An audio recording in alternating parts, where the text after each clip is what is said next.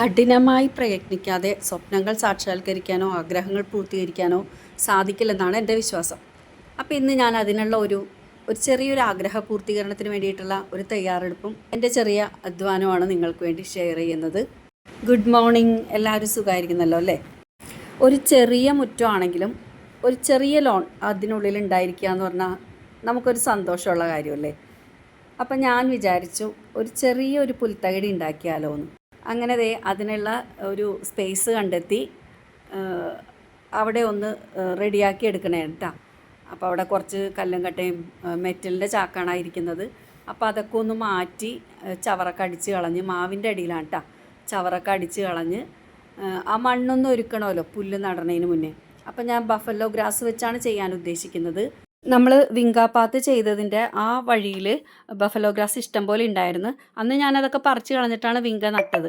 പക്ഷേ അവിടെ വീണ്ടും മഴ പെയ്തപ്പോഴേക്കും മുളച്ച് വന്നിട്ടുണ്ട്.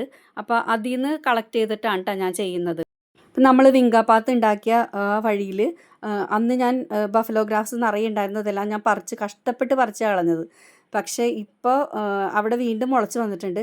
അപ്പോൾ അത് കളക്ട് ചെയ്തിട്ടാണ് ഞാൻ ഇവിടെ നട്ടു കൊടുക്കാനായിട്ട് ഉദ്ദേശിക്കുന്നത് കേട്ടോ.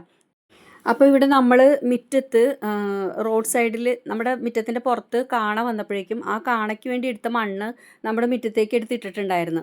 അപ്പോൾ അങ്ങനത്തെ മണ്ണൊക്കെ നമ്മൾ എടുത്തിടുമ്പോഴേക്കും അതിൻ്റെ കൂടെ മെറ്റൽ ഉണ്ടാവും, ടാർ ഉണ്ടാകും, അങ്ങനെ കല്ലും കട്ടകളുണ്ടാവും, അങ്ങനെ എല്ലാം കൂടി മിക്സ് ആയിട്ടുള്ള ഒരു മണ്ണാണ് ഇപ്പം മുകളിൽ കിടക്കുന്നത് കേട്ടോ. അതുകൊണ്ട് ഭയങ്കര ബുദ്ധിമുട്ടായിരുന്നു അത് കുത്തി ഇളക്കാനായിട്ട്. എന്നാലും ഞാൻ ഇച്ചിരി കഷ്ടപ്പെട്ടിട്ടാണെങ്കിലും അത് ഞാൻ കുത്തി ഇളക്കി മണ്ണ് ഒന്ന് ഒരുക്കിയിട്ടാണ് കേട്ടോ ഞാൻ പുല്ല് നടുന്നത്. ആ മണ്ണിലുണ്ടായിരുന്ന മെറ്റലും ടാറൊന്നും പോരാണ്ട് ജൂൾസൻ്റെ വകയായിട്ട് മണ്ണ് ഒലിച്ചു പോകണ്ടെന്നും പറഞ്ഞ് കുറേ ഇഷ്ടികയും ജൂൾസൻ അവിടെ പൊട്ടിച്ചിട്ടിട്ടുണ്ടായിരുന്നു കേട്ടോ. അതുകൊണ്ട് ഭയങ്കര ഹാർഡായിട്ടാണ് ഇരുന്നിരുന്നത്. മഴയും കൂടി പെയ്തപ്പോഴേക്കും മണ്ണ് നല്ല പോലെ ഉറച്ച് കിടക്കണമായിരുന്നു കേട്ടോ. ഞാനിത് ചെയ്യുന്ന ആ മണ്ണ് മാന്തണ സാധനം ഉണ്ടല്ലോ, അത് ഇങ്ങനെ കൂടിപ്പോയി. പിന്നെ ഞാൻ ഒന്നുകൂടി അവിടെ ഇത്തിരി പൊങ്ങിയെന്താന്നൊക്കെ കിടന്നിരുന്നു. അവിടെ ഒരു തെങ്ങുണ്ടായിരുന്നു. അപ്പോൾ അതിൻ്റെ വേരും അതിൻ്റെ കടയുടെ ആ അടിഭാഗമൊക്കെ ഇരുന്നിട്ട് ഇത്തിരി പൊങ്ങിയൊക്കെ ഇരുന്നിരുന്നത്. അപ്പോൾ അതൊന്ന് ലെവലാക്കിയൊക്കെ കൊടുത്തിട്ടാ. എന്നിട്ട് ഞാൻ ആ വഴിയിൽ നിന്ന് പുല്ലെടുത്തുകൊണ്ട് വന്ന് കുത്തി കൊടുത്തപ്പോൾ എനിക്ക് എന്തോ ഒരു തൃപ്തി ആയില്ല. അത് ഞാൻ വീണ്ടും എടുത്തിട്ട് രണ്ടാമത് ഒന്നുകൂടെ ഒന്ന് കുത്തി കൊടുത്തിട്ടാ. പിള്ളേർക്ക് കളിക്കാനാണെങ്കിലും നമുക്കൊന്ന് ഇടയ്ക്കൊന്ന് ഇരിക്കാനാണെങ്കിലും ചെറിയൊരു പുൽത്തകിടി ഉള്ളത് നല്ലതല്ലേ? പിന്നെ ഒരു പച്ചപ്പ് കാണുമ്പോൾ മനസ്സിനൊരു സന്തോഷമായിരിക്കുമല്ലോ. അങ്ങനെ ഒരുപാട് ചിന്തകളും പ്രതീക്ഷകളൊക്കെ ആയിട്ടാണ് ഞാനിത് ചെയ്യുന്നത്. ബഫലോ ഗ്രാസ് ആയതുകൊണ്ട് പെട്ടെന്ന് പിടിക്കും എന്നാണ് എനിക്ക് വിശ്വാസം. പിന്നെ ഇനിയിപ്പോൾ മഴയൊക്കെ തുടങ്ങാൻ പോവുകയാണല്ലോ, അപ്പോൾ പെട്ടെന്ന് തന്നെ പിടിക്കുമായിരിക്കും. അതിനുശേഷം ഇവിടെ ഒരു ഊഞ്ഞാൽ വയ്ക്കണമെന്ന് ആഗ്രഹമുണ്ട്. നടക്കുമോ ഇല്ലയെന്നൊന്നും അറിയില്ല. ആഗ്രഹിക്കുമ്പോഴാണല്ലോ നമ്മളത് സഫലീകരിക്കാൻ വേണ്ടിയിട്ട് പ്രയത്നിക്കുന്നത്.